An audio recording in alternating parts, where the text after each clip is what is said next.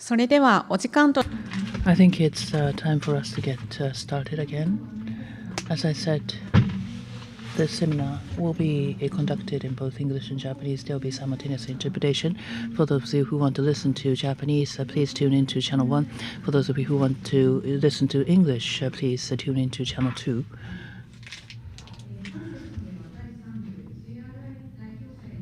This will be an interview with GRI representatives. Mr. Yasunobu Kawanishi of SSBJ, Chair SSBJ, will be moderating and will be asking questions to the three representatives of both GRI and GSSB. And Mr. Kawanishi will also entertain questions that you have given us in advance. So, over to you. So, let's get started with the second part of the seminar. There will be a mixture of English and Japanese, so please tune into either of the channels. So I'd like to start this interview session giving a background on how we solicited the questions. As I mentioned in the opening remarks, when people registered for this meeting, we also asked any questions they have for you. I guess several of them were already answered in your presentations before the break. And so I'll try to go through as many as I can. I did get about 20 questions, so I'll try to go through 20 of them if I can. And I did group those questions into more that are very similar in nature, and therefore I'll try to go there by topic. So the first question is about GRI itself or GRI standards. The first question is, I think it's from a preparer, but this person is saying that I'm having difficulty convincing my colleagues at work about the benefits of using GRI standards. And how would you describe the benefits? So, open, anyone? Yes? はい、最初の質問1。So, this is the first and the most difficult question, I would say. Originally, GRI has been worked on the topic for the past 27 years. So, for companies that have used the GRI for many years, I know that the GRI standards are familiar to these corporations, but within corporate organizations, those in charge of sustainability could change every 2-3 years, and there will be new arrivals, and you will get only new information, and the legacy may be forgotten, could be forgotten. That is the trend that we see. I guess it's the backdrop. What GRI has done over the years is to focus on companies' interest in sustainability and what kind of impact the company has on society and development. This is a comprehensive set of standards. The GRI standards have covered comprehensive issues.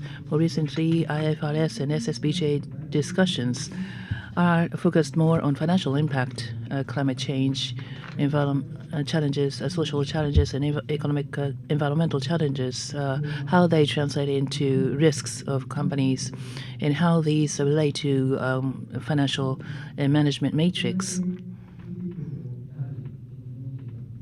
But that alone would not elucidate the facts and reality.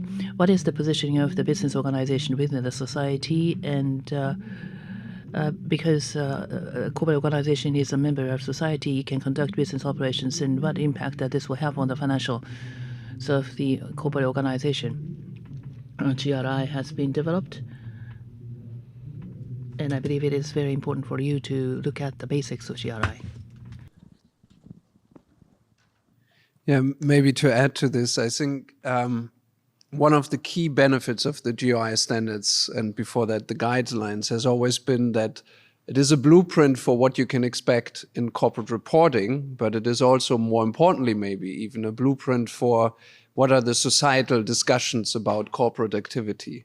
And by applying the standards, and Carol has referenced the GRI3 as her favorite standards, by going through an assessment where the most significant impacts are, corporates can understand how they relate to different discussions in society, how they, through their activities, influence these discussions, and how expectations are leveled against the company in return. And that as a strategic exercise, whether you then continue to disclose on certain subjects or not, has immense value. We see that when you look at the downloads of the GRI standards, we've said there are around about 14,000 companies globally reporting, but we have close to 1 million downloads a year. Very many practitioners use that. There are probably more corporates that currently use the GRI standards as orientation for what might be coming, as orientation for strategic exercises and input for strategic exercises. One other aspect that from a strategic perspective is key is there are very many international negotiations underway. We're currently this week again discussing the climate ambitions that we have collectively as societies globally, but also in the area of biodiversity. I did mention in the presentation everything that happens in the work around labor rights at the ILO. The GRI standards reflect these norms, and over time, these norms will come back to multinationals for sure, but also nationally operating companies through regulation. And there again is a strategic advantage of future-proofing your approach, your business conduct against these norms by applying the GRI standards.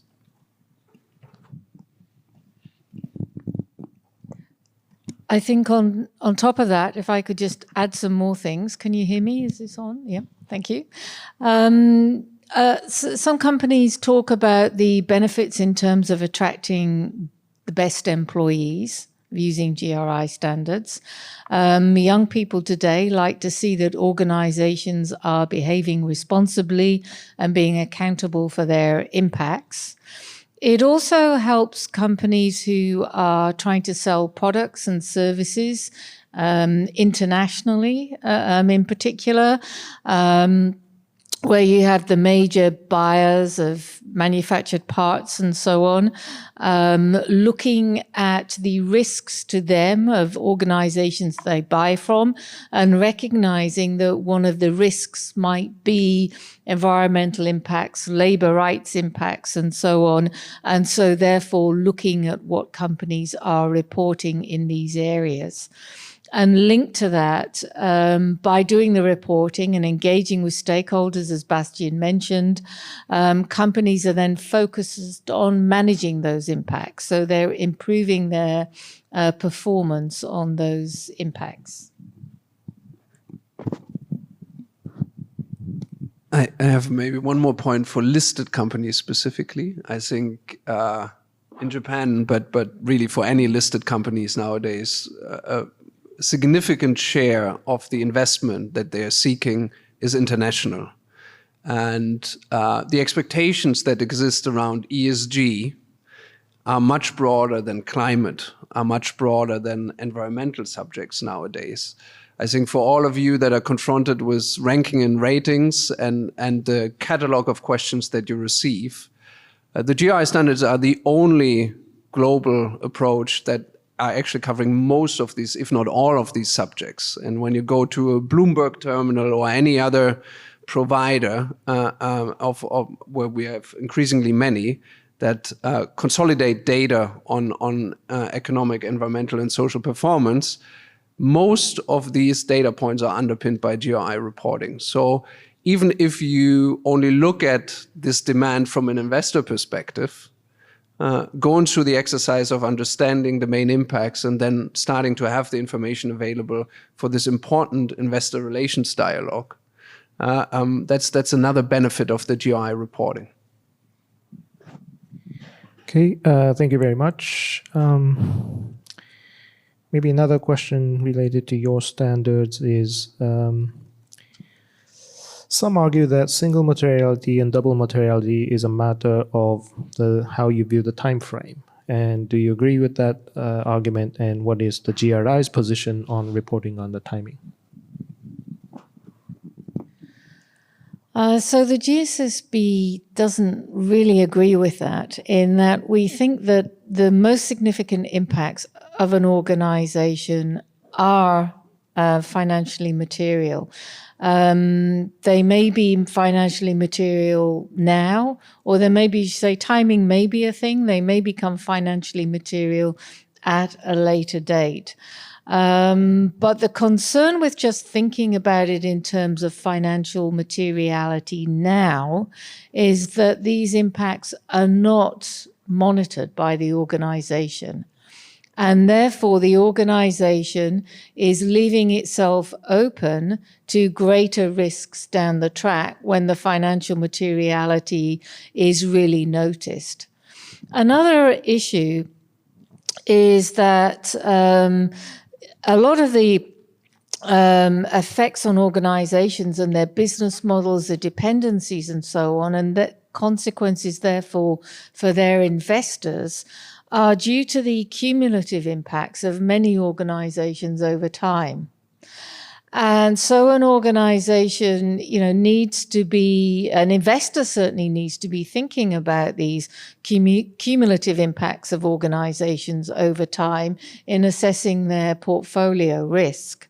So it's in an organization's interests to be reporting on these impacts and hence measuring and monitoring the impacts that it has now. And also, looking at the impacts of organizations operating near it. For example, if it's operating on a river and requiring fresh water, it might have an interest in pollution, further down upstream on the river and so on. And so we think that the impacts of organizations now, the most significant ones are relevant now to most stakeholders, including investors.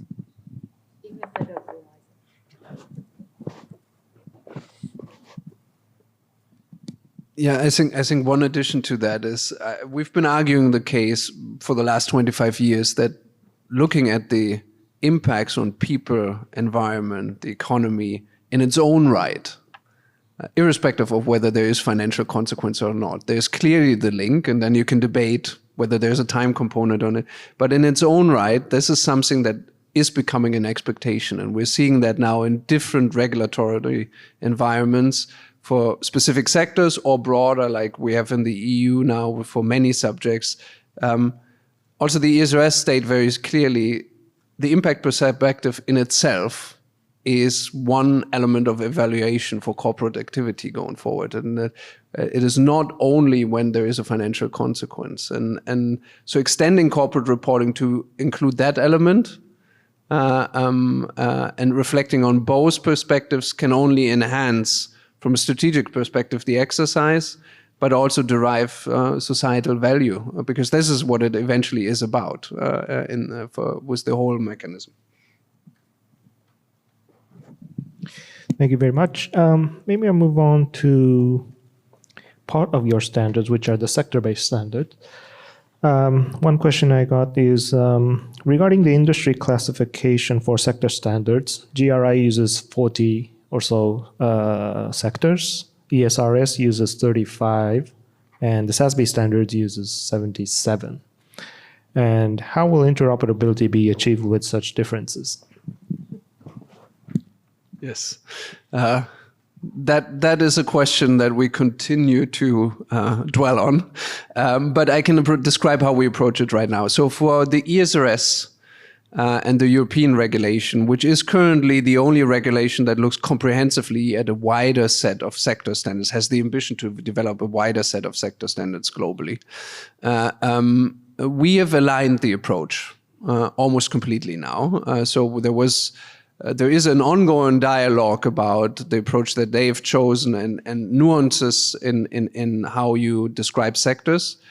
It is an area where national or jurisdictional preference inform sometimes how sectors are described. So we will never get to a complete alignment, but it is more aligned. So the 35 and 40, they are also looking at more than 40 now, and there is broad alignment across. The difference with the colleagues that developed the SSBJ standards, the contents that are now taken over by the ISSB, is that they have a sector classification that trails, or an industry classification that trails with the common practice for investors specifically. and for what is used in financial analysis, basically. That is different from how regulators look at business activity under the umbrella of the statistics offices, the UN statistic offices, importantly, that is more business activity driven. And GRI had to decide whether we lean more to the regulatory perspective on this or follow an investor approach. We've decided to go with what is practiced by regulators, but we do offer as part of the sector, when you open a GRI sector standard, we work with the colleagues in the past at SASB, now with ISB, and we offer a translation of our sector into the corresponding industries in the SASB standards, and we do that for the parallels with SASB, but also with other sector-led initiatives, and where we're trying to always offer an opportunity when you engage with the document to understand how other related documents can be read in conjunction with our standard. Thank you very much. Another question on sector-based standards is, in Japan, there are many conglomerates that engage in many sectors. And how should such conglomerates apply GRI's sector-based standards? I fear this might be a somewhat unpopular answer, but the guidance on this is that actually multiple sector standards in GRI's context would apply to you. There is, of course, the process that we're referring to in terms of materiality and the most significant impacts. So what the GRI standards offer is a list of likely material topics that are commonly understood to be the main impacts of a particular sector. But what we find is that doesn't always hold true for the individual companies. So also for conglomerates, by looking at multiple sector standards, they will have a cross-sections of topics that they're covering. In the GI sector approach, we do one thing to help in that situation, and that is when you open the GI sector standards, you will find that most of the disclosure actually refers back to topic standards. So you have the same disclosure actually across different sectors. We're introducing the same climate disclosure for all the different sectors. We're introducing the same, going forward, biodiversity disclosure for. We just highlight that it is, for particular reasons, for a particular sector, a likely material topic. We explain why that is, but we refer back to the topic standard. Because there has been a lot of feedback in the past in sustainability reporting, I think reporting at large, that when you go too deep into developing sector-specific content, the conglomerates, but also just any multinational nowadays has several sectors covered, and they struggle to consolidate then. So that's why we're laying such an emphasis on referring back to our topic standards, which are already quite expensive in coverage, and we can usually capture the impact of a particular sector with our generic disclosure in the topic standard. Okay, thank you very much. I have a little bit more specific question, and this is, my understanding is that GRI has a portal site where companies can upload their disclosures into the GRI's database. Does GRI have plans to evaluate or rate companies globally based on the uploaded information? So to the first point, it is indeed true you can contact GRI and upload your report. Currently, that is, in most cases, either a link to a website or a PDF report. We did mention during the presentation that going forward, starting next year, we will have an XBRL taxonomy. Those of you that use a software product will be able to generate an XBRL report and file it with GRI starting next year.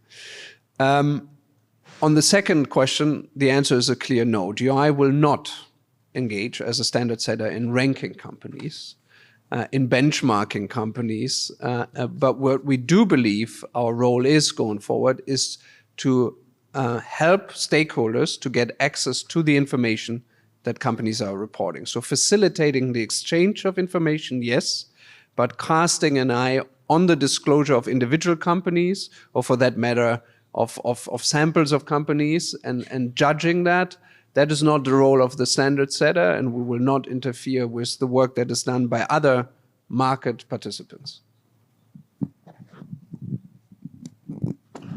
But just to reiterate, Bastian said before, a lot of the data in GRI reports is used in benchmarking. For example, the World Benchmarking Alliance uses data from GRI indicators in its benchmarking exercises.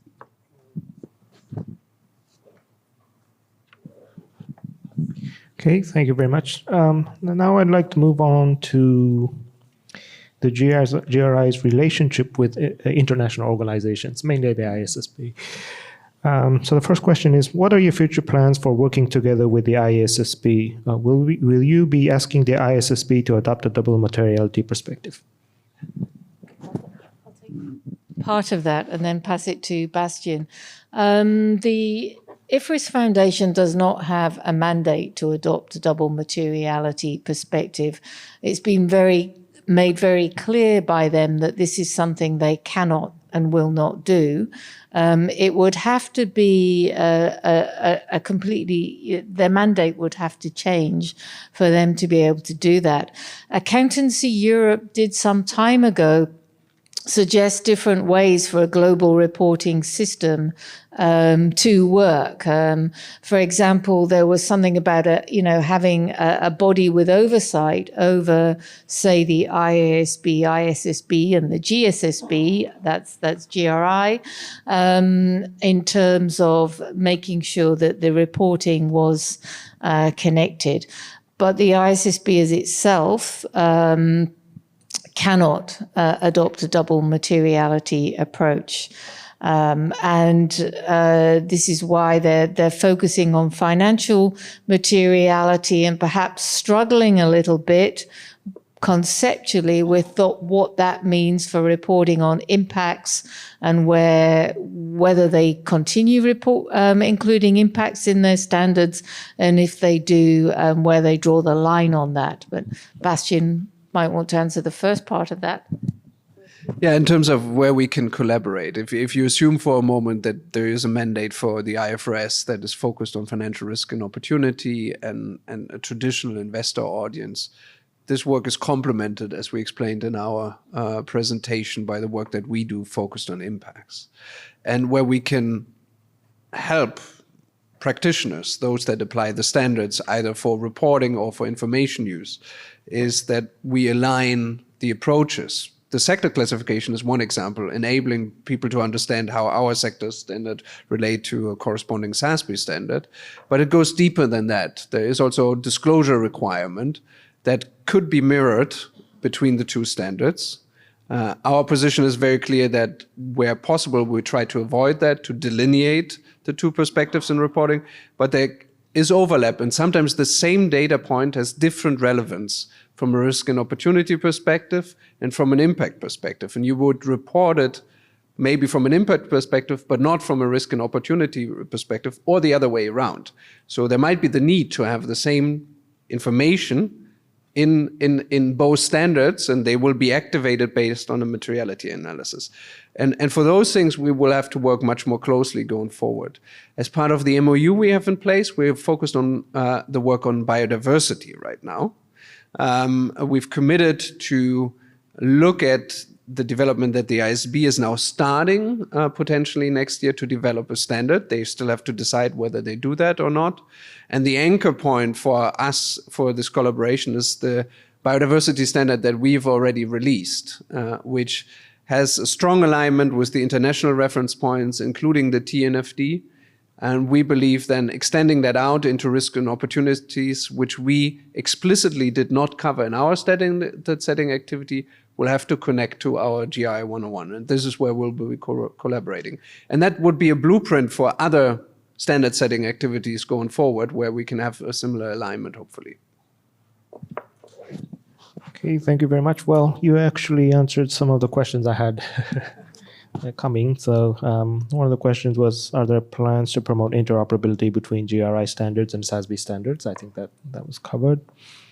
Another specific question is, the SASB was integrated into the IFRS Foundation. Is there any possibility that would happen for GRI? Maybe a quick answer for that.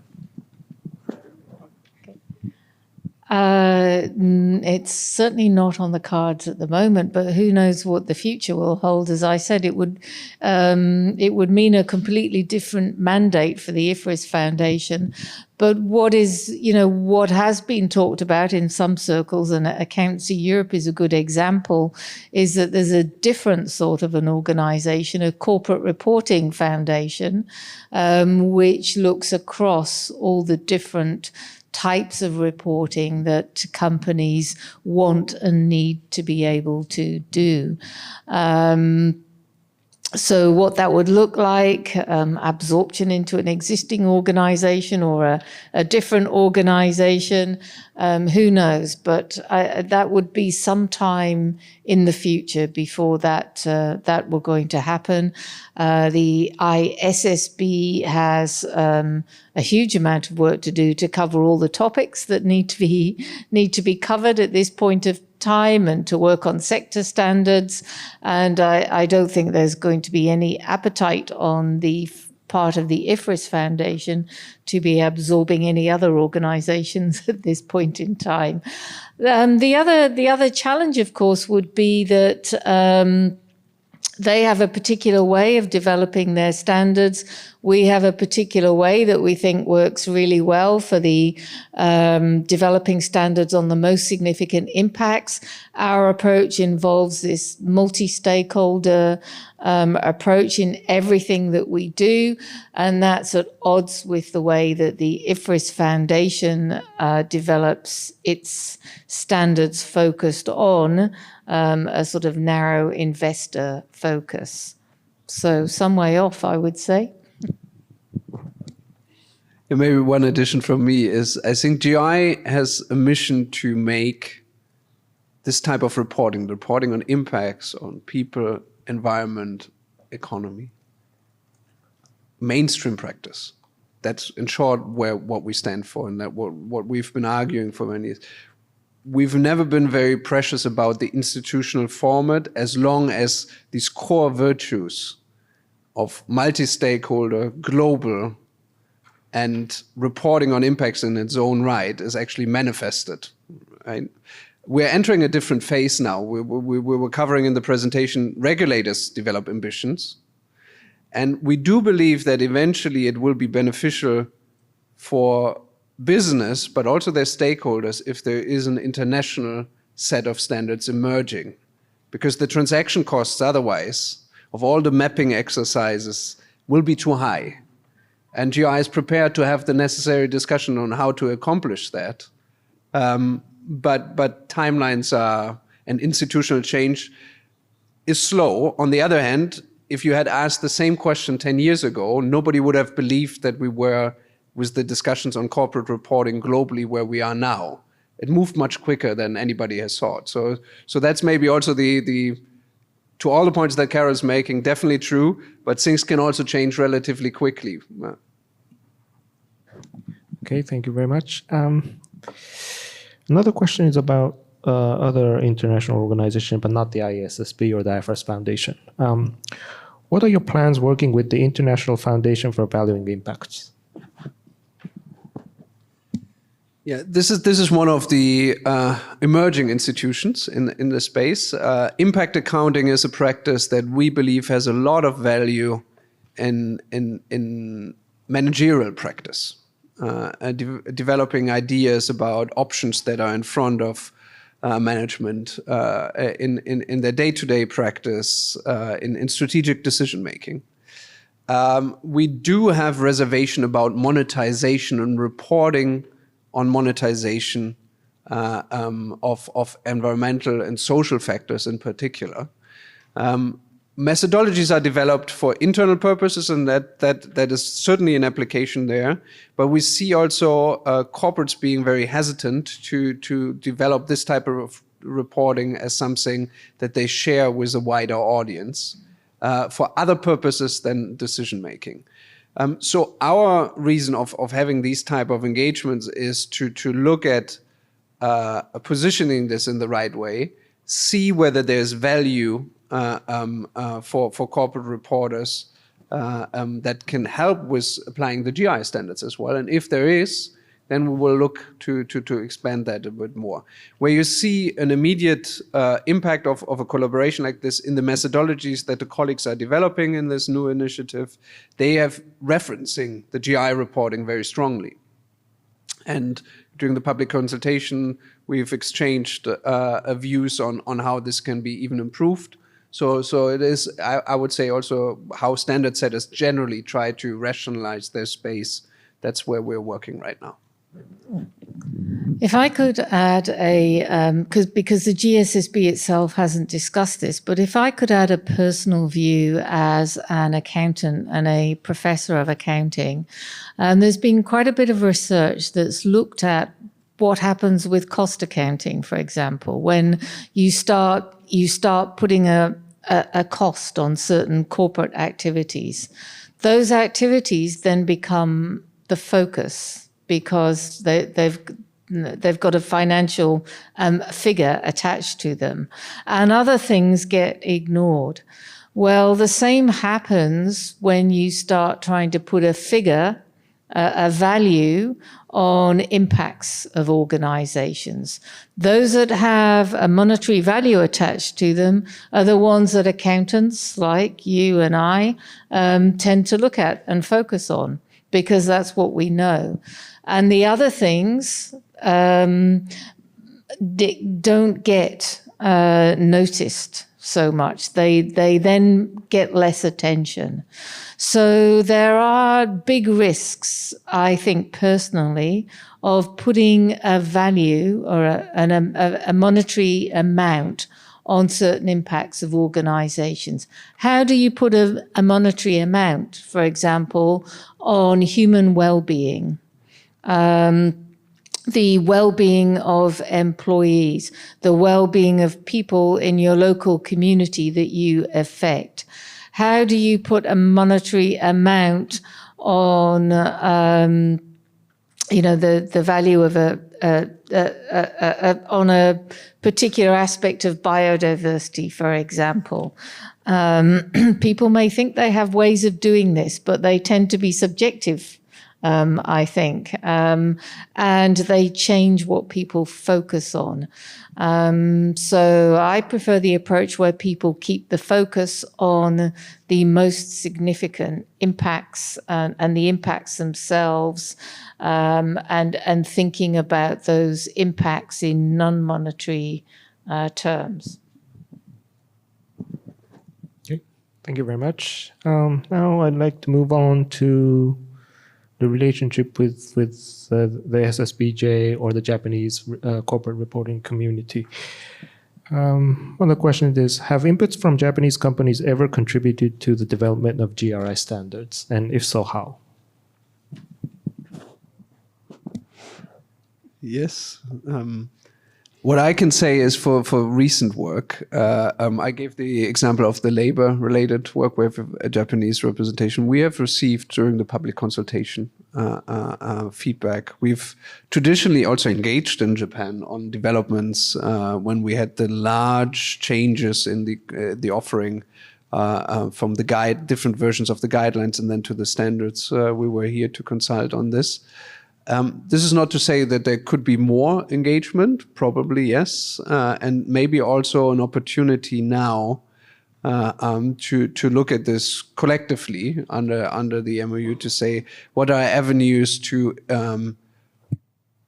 showcase what GI is doing and reflecting more on the needs of Japanese stakeholders in that international standard setting. So that's definitely something that we would like to explore further going forward. And there might be particular topics that have more relevance, particular sectors that have more relevance, and that would give already orientation for collaboration work that we could eye for the near future. But Tomo as much more background also on the history of GI in the country and the engagement.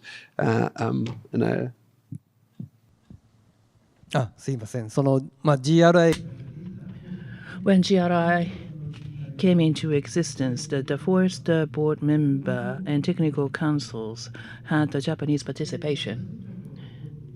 During the initial stage, there were companies that were enthusiastic about the CSR,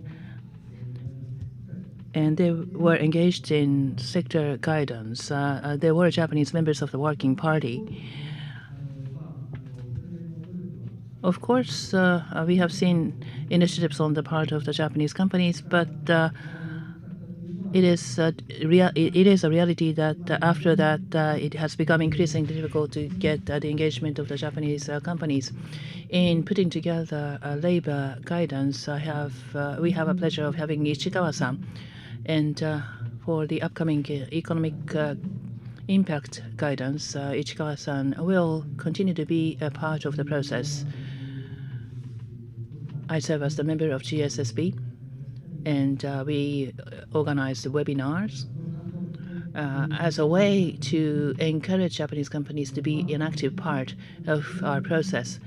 One of the virtues of the GRI is that the GRI adopts an open process.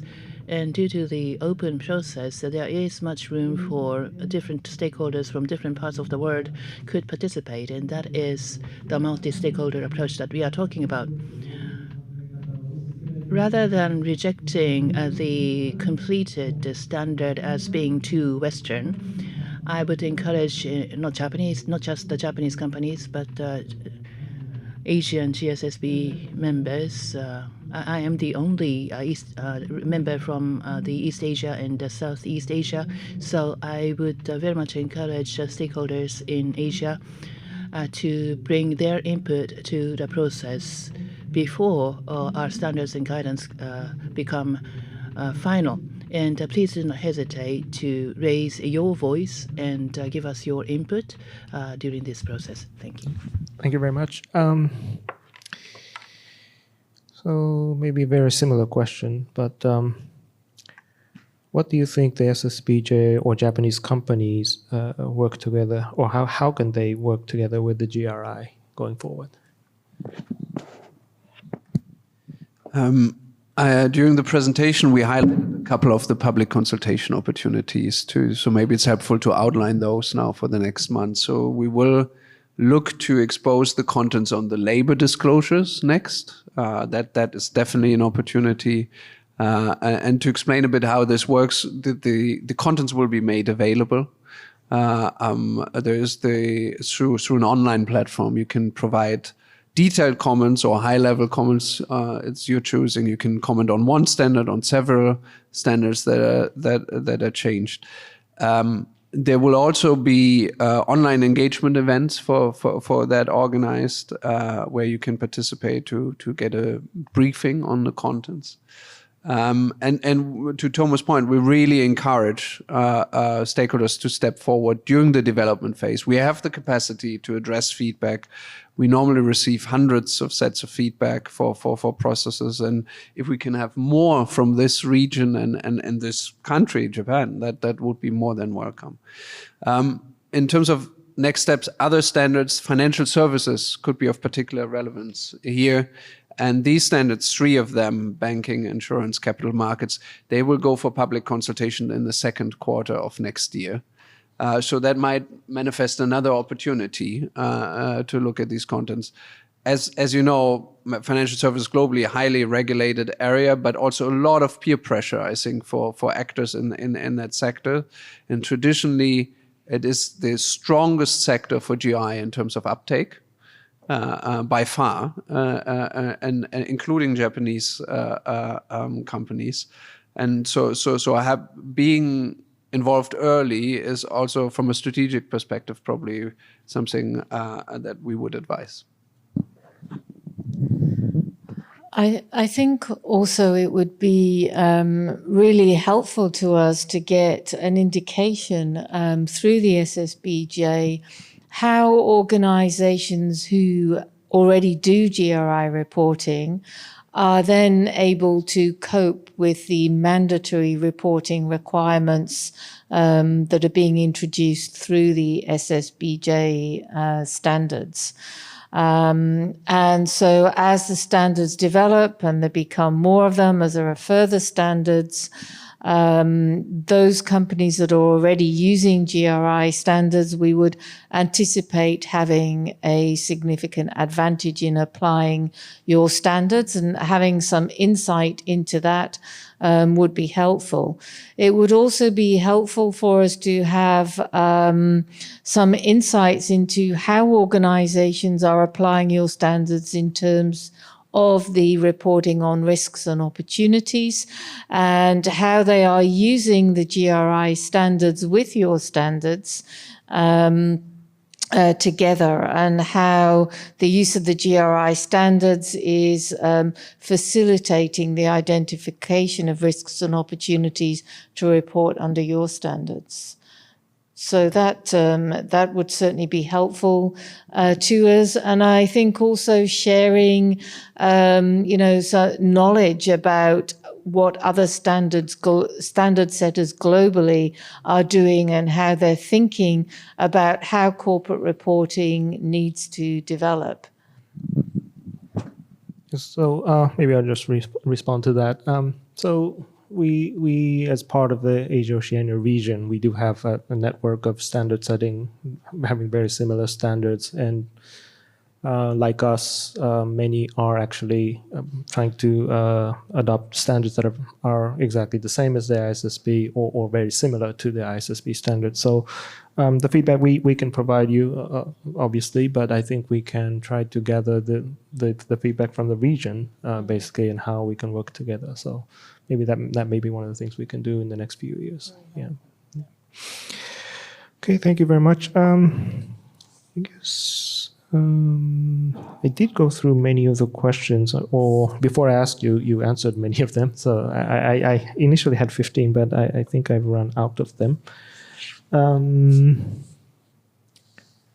So maybe I just maybe a quick round of your final comments for today's session on what you want. If there's any message for the audience today, we'll be happy to hear from you.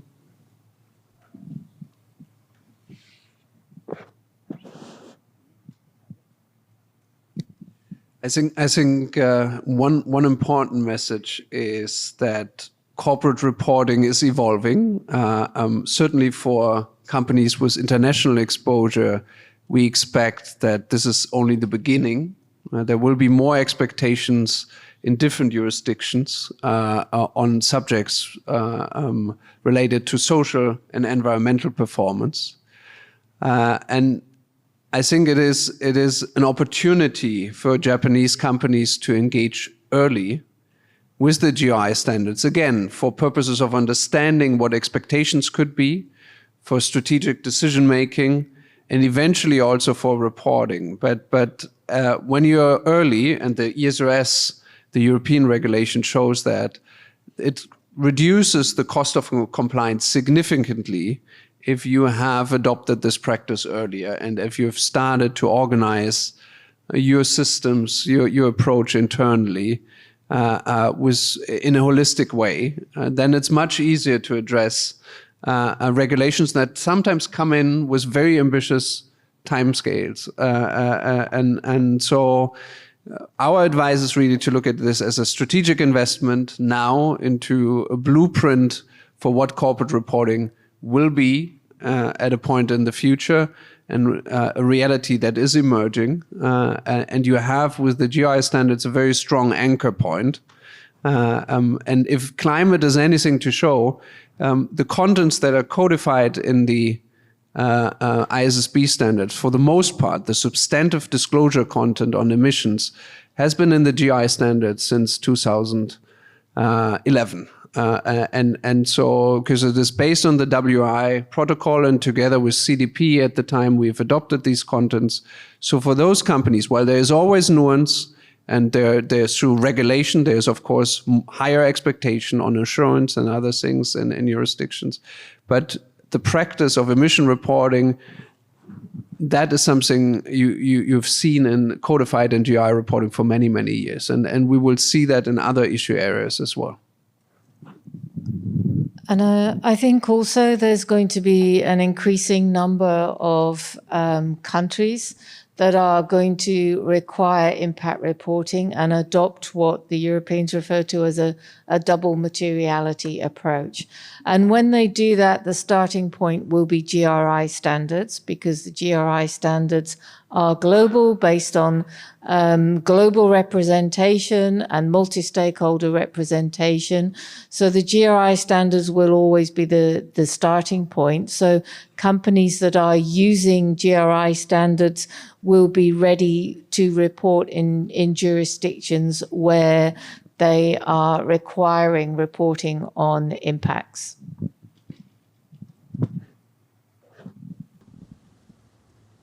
Machiba-san, Mr. Machiba? Yes. When we say international standards, sounds as if that is falling from heaven, but the GRI always want to be an entity close to you, facing you. So I hope that the Japanese audience, I hope you try to use it to be able to enjoy its value. So please don't be afraid, and please approach GRI. Recently, Japanese companies or economic organizations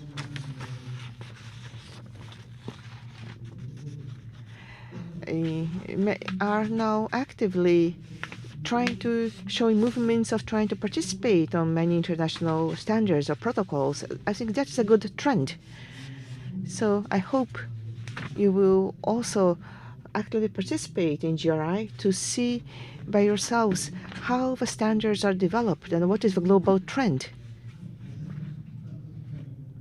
And ahead of other companies, other organizations, that it will be of advantage to you. So I hope you will keep watching GRI. And I myself, I will also try to communicate our information as much as possible to all of you. If you invite us, I will be happy to visit you. So including that, I'm looking forward to your questions and opinions.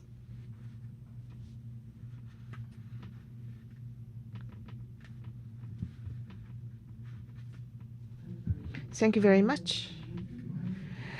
We are proceeding ahead of schedule, so I'd like to receive questions from the audience. Maybe we can entertain one or two questions. If you have any questions, please raise your hand and please wait for the microphone.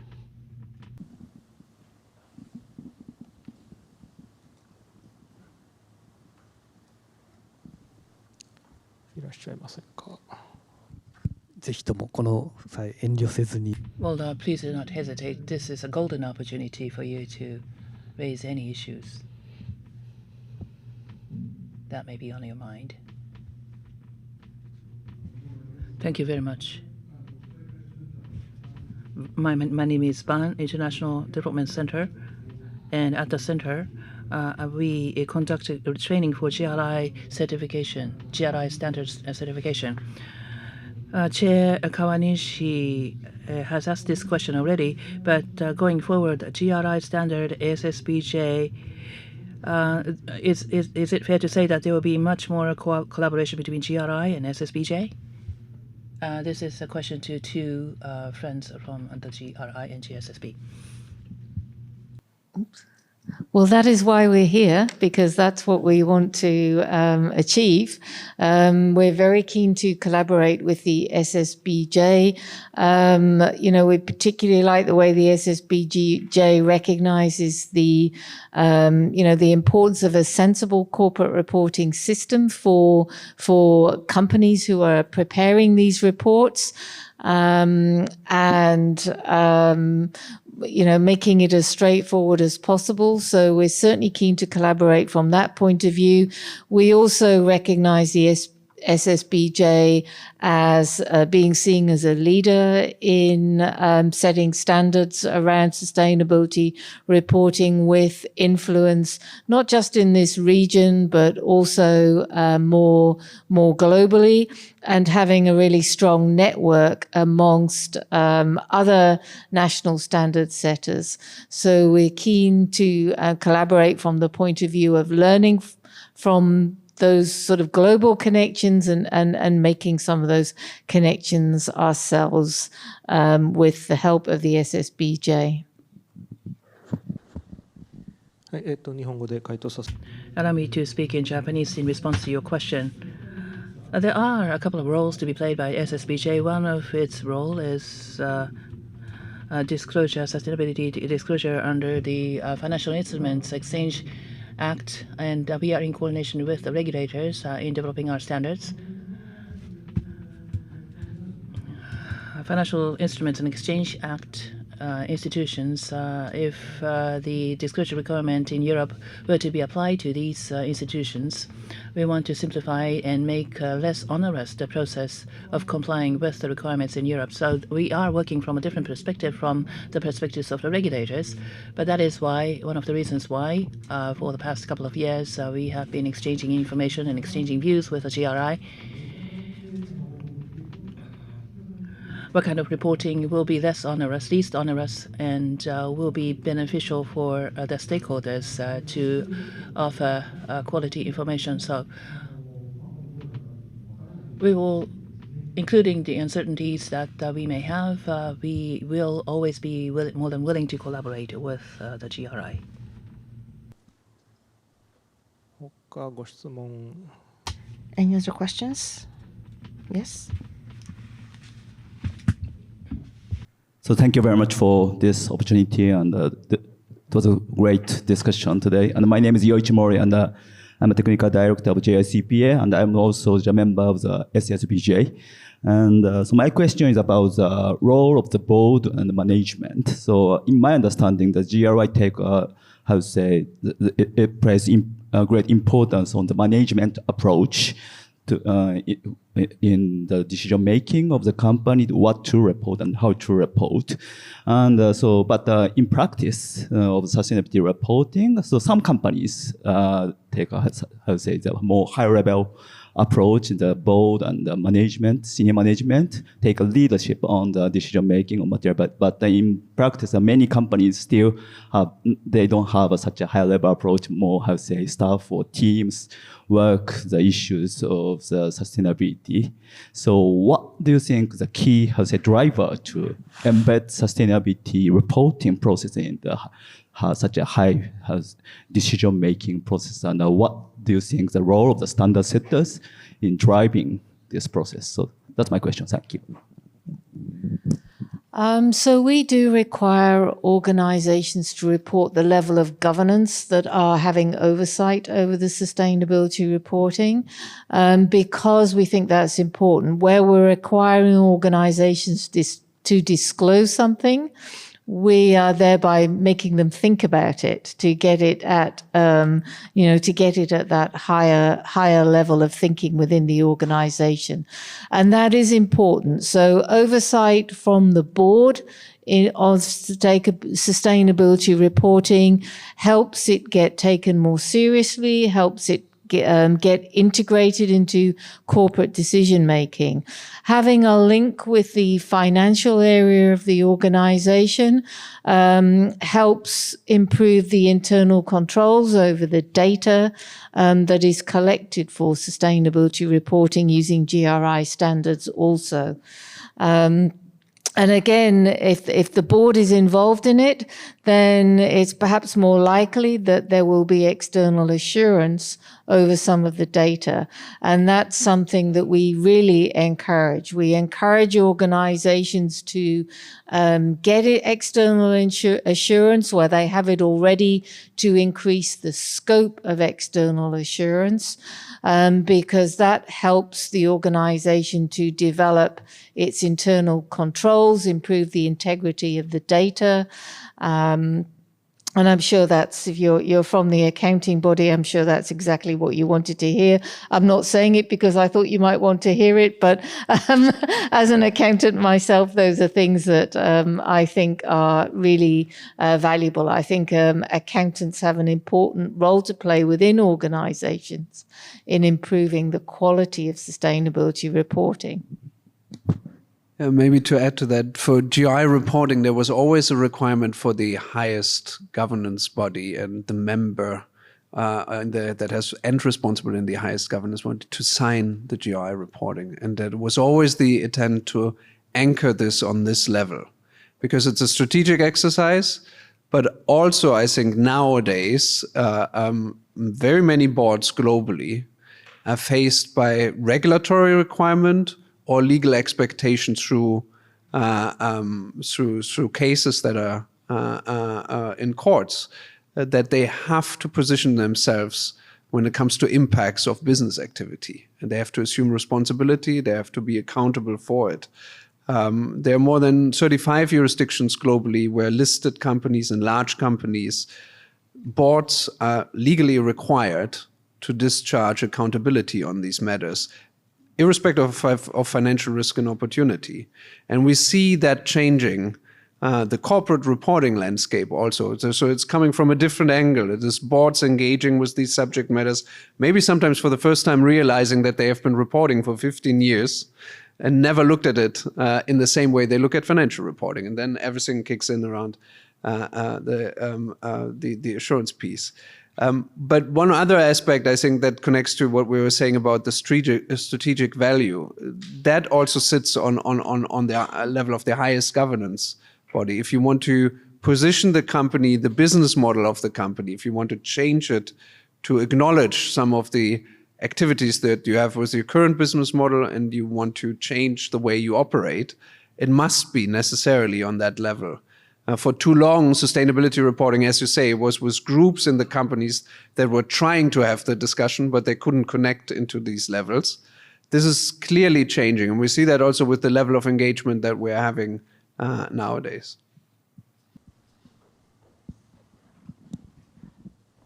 はい、他になければ、Other questions? Do I see others who want to speak out? No? Then we would like to close this interview. Please join me in giving the representatives of the GRI a big round of applause. Thank you.